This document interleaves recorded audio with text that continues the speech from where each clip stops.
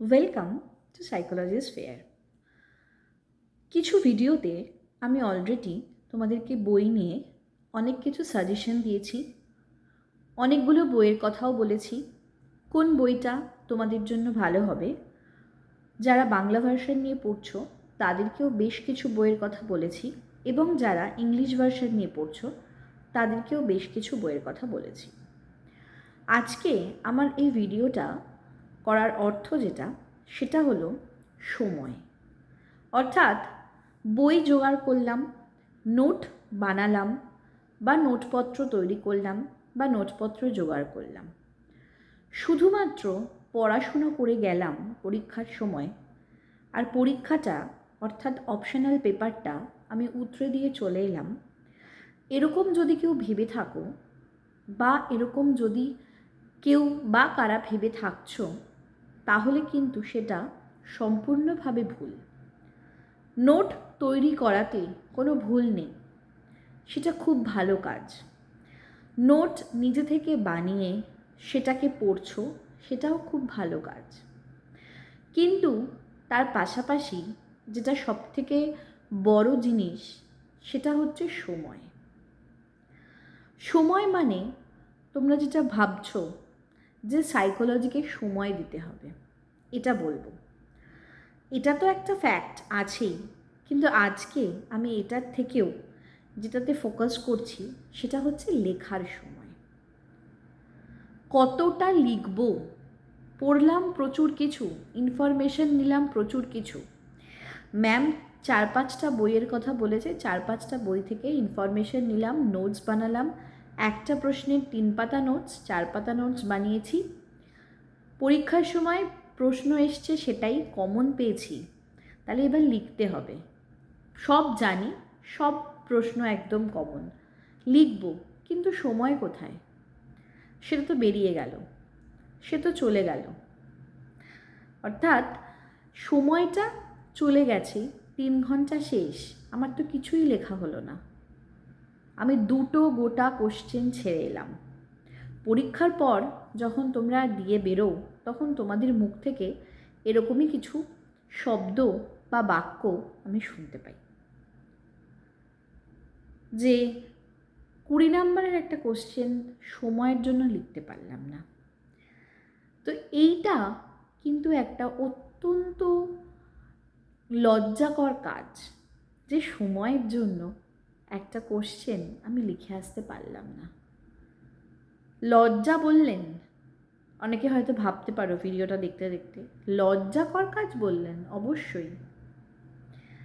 এটা কোনো MCQ paper নয় যে আজকে 100টা এমসিকিউর মধ্যে 80টা এমসিকিউ করে এসছি, 80 পেয়ে যাব কনফার্ম। এটা ডেসক্রিপটিভ পেপার।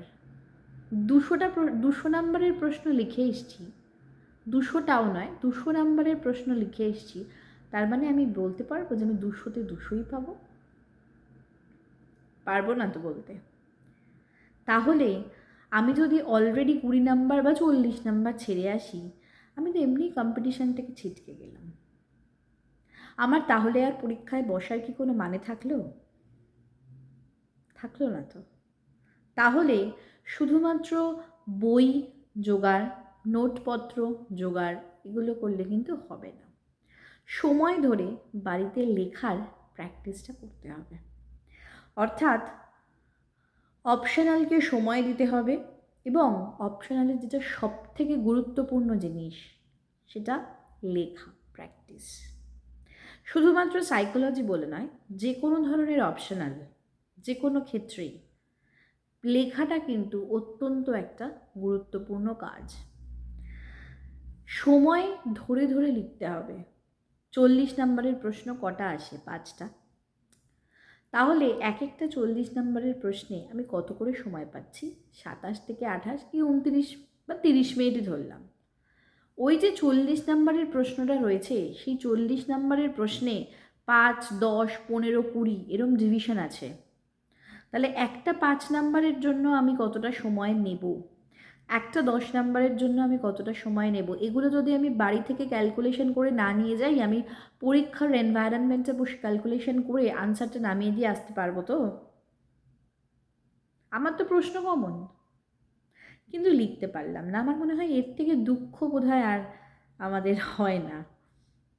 যাই হোক, যেটা বলার সেটা হচ্ছে লেখার সময়সূচি এটা মেনটেন করতে হবে যারা পড়ছো, এবং যেটা সবথেকে ইম্পর্ট্যান্ট সেটা হচ্ছে লেখার পাশাপাশি ডায়াগ্রাম প্র্যাকটিস, এবং তার সাথে যেটা গুরুত্বপূর্ণ সেটা হচ্ছে ছক করে লেখা।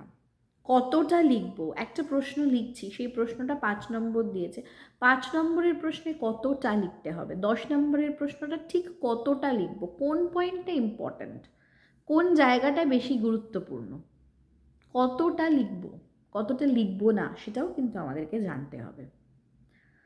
10 নম্বরের প্রশ্ন এসছে, আমি 20 নম্বরের মতো লিখে দিয়ে আসলাম, আমার সময়টাও তো সেখানে গেল। তো সুতরাং ডেসক্রিপটিভ পেপারের ক্ষেত্রে সময় একটা খুব গুরুত্বপূর্ণ বিষয়। তাই জন্য প্রত্যেকটা দিন সময় ধরে বসে লেখা প্র্যাকটিস করো।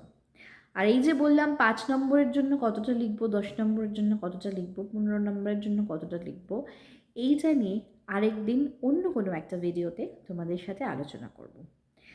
তো আশা করি বুঝতে পেরেছো সময়কে কিভাবে ইউটিলাইজ করবে লেখার ক্ষেত্রে।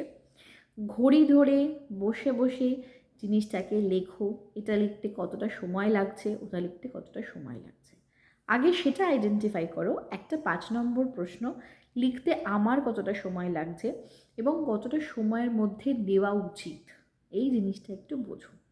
আমার মনে হয় এই দুটোকে যখন পার্থক্য করতে পারবে, কতটা সময় আমার লাগছে এবং কতটা সময় আদতেও এখানে আমি পাবো, তাহলে মনে হয় তোমরা জিনিসটা অনেক সহজভাবে করে উঠতে পারবে। তো এই সময় সম্পর্কে সচেতনতাটা লেখার সময় কিন্তু আমাদের খুব দরকার।